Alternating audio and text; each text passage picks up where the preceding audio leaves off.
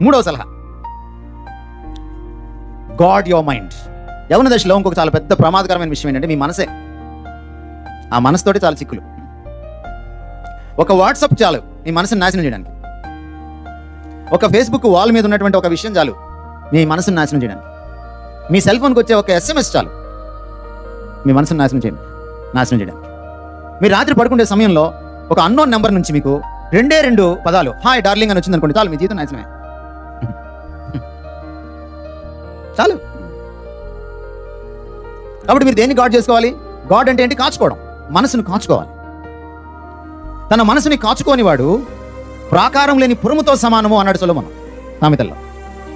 పాత రోజుల్లో పట్టణాలకు చుట్టూ ప్రహరీ గోడలు ఉండేవి, చాలా ఎత్తుగా ఉండేవి. దాని కోట గోడలు చూసారు మీరు? దానిపైన బురుజులు ఉండేవి.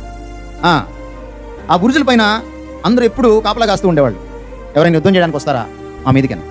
ఒకవేళ ఆ ప్రాకారం లేకపోతే ఆ పట్టణం పరిస్థితి ఏంటి?